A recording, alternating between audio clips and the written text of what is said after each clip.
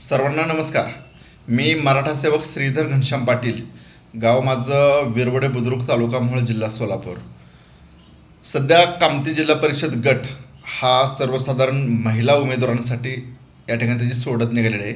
माझी सगळ्या राजकीय पक्षांना नम्र विनंती आहे, कृपया हा प्रवर्ग तो सर्वसाधारण महिलांसाठीच आहे.